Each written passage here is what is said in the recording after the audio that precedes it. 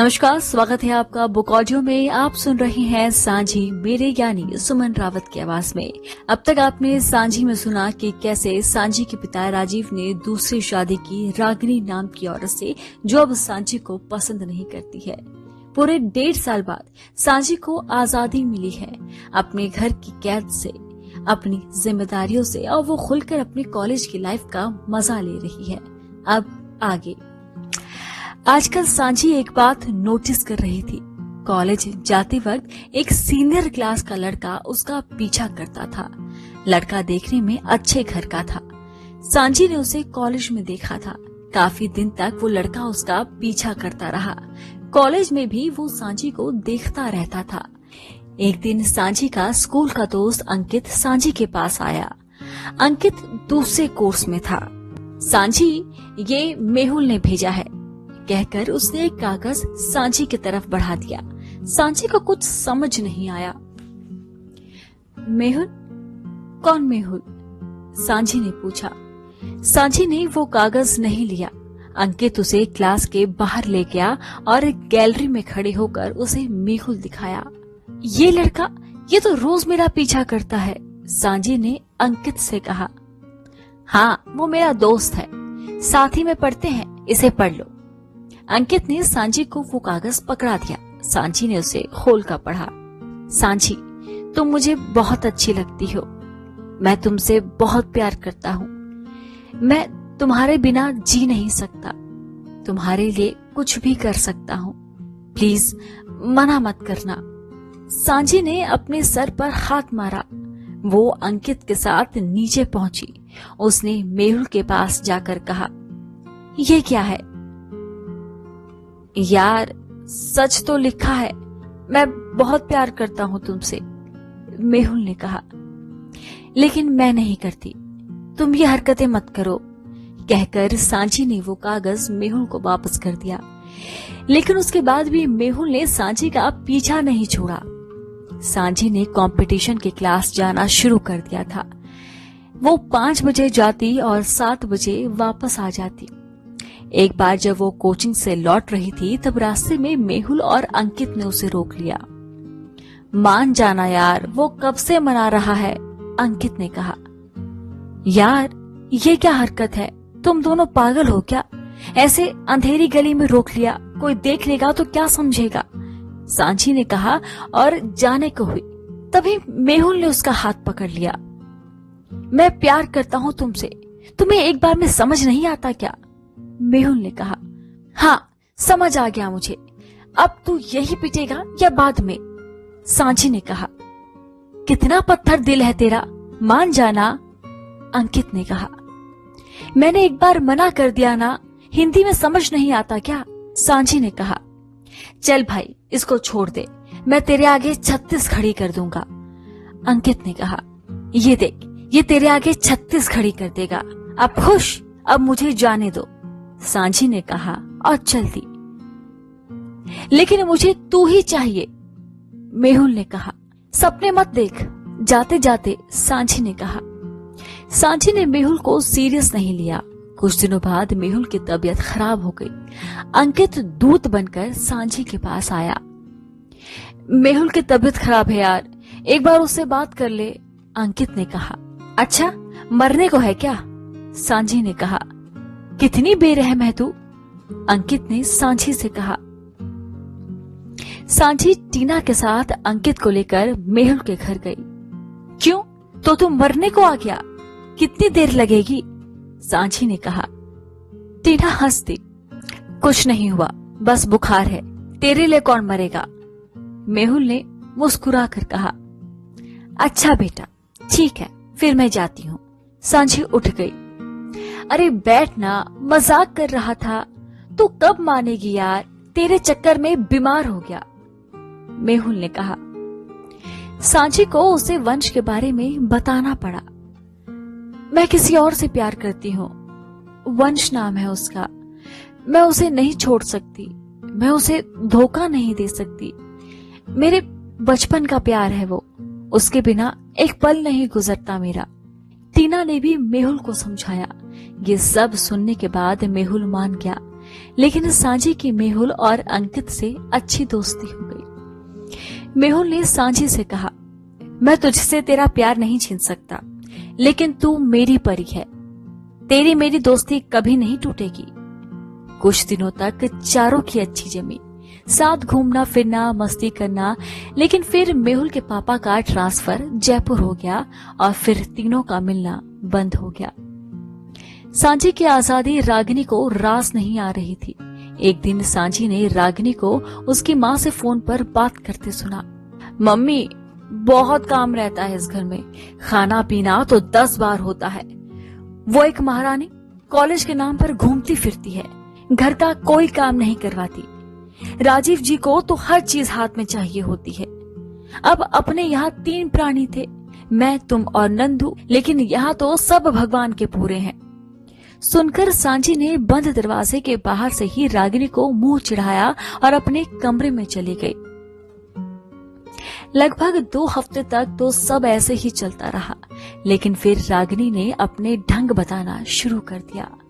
एक दिन सिरदर्द का बहाना कर रागिनी बिस्तर पर पड़ी रही, तब सांझी को ही सारा काम करना पड़ा। साथ ही रागिनी ने अपनी सेवा भी करवाई। तब से काम को लेकर इस तरह की खींचातानी होना रोज का काम हो गया। लेकिन फिर धीरे धीरे सांझी और रागिनी के काम बंट गए। दोनों अपने अपने हिस्से का काम बिना बहस के कर लिया करती। रागिनी के यहाँ हल्दी कुमकुम का त्योहार मनाते हैं। ये लोग महाराष्ट्रियन थे। रागिनी ने सबको चलने को कहा। राजीव बंटी के साथ घर रुक गए क्योंकि अगले दिन रविवार था। रागिनी सांझी और खुशी को लेकर अपने घर आ गई। रागिनी की बड़ी बहन और उनके लड़की दामाद भी आए हुए थे। नंदू तो था ही सांझी को घूरने के लिए। शाम के वक्त ये लोग वहां पहुंचे। उस वक्त खाने की तैयारी चल रही थी। सांझी ने देखा कि वहां सब नॉन वेज बना है, चिकन पुलाव, मटर करी और साथ में रोटियां। चलो सब खाने बैठ जाओ। रागिनी की माँ ने कहा। हम नॉनवेज नहीं खाते आंटी, खुशी ने कहा। अरे पहले क्यों नहीं बताया? अच्छा एक काम करो, चिकन पुलाव ले लो, चावल बस खा लेना, चिकन अलग कर देना। रागिनी की माँ बोली। नहीं आंटी, हम खाते ही नहीं, वैसे भी हम खाना खाकर आए हैं, सांझी ने कहा। हे भगवान, ये लड़कियां कितना नखरा करती हैं रागिनी। रागिनी की माँ बोली। मम्मी अब नहीं खाते तो क्या करे, रोटियां रखी है ना, मैं टमाटर की चटनी बना देती हूँ, रागिनी ने कहा। मैं बना लेती हूँ, आप रहने दीजिए, कहकर सांझी खुशी के साथ किचन में चली गई। इतना गंदा किचन है इनका, खाना बनता है या फैक्ट्री चलती है? सांझी ने किचन की हालत देखकर कहा। दीदी अजीब सी बदबू है ना।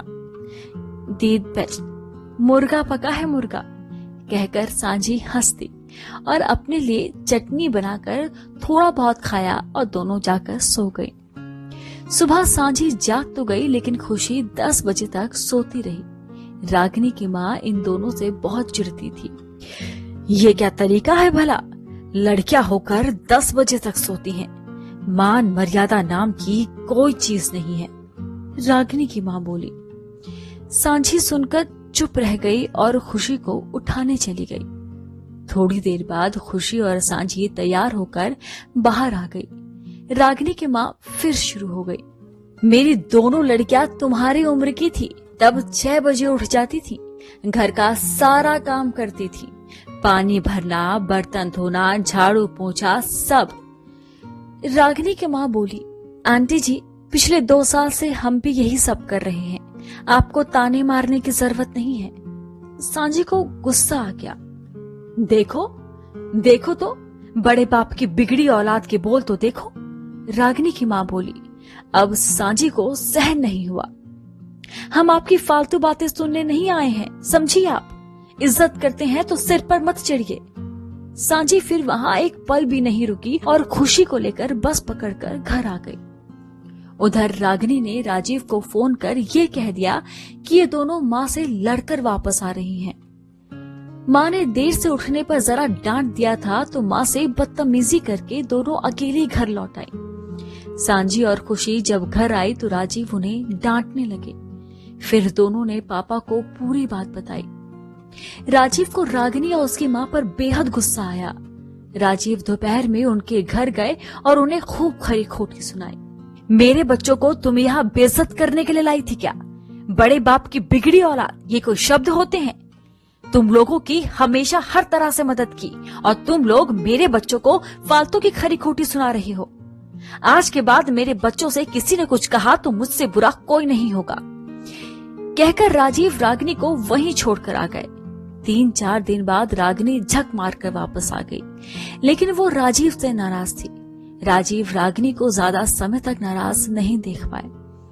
एक रात राजीव रागिनी को बाहर खाने पर ले गए। वापस लौटकर रागिनी राजीव से अपनी बात मनवाने लगी। हम बाहर नॉनवेज खा सकते हैं तो घर में क्यों नहीं बन सकता?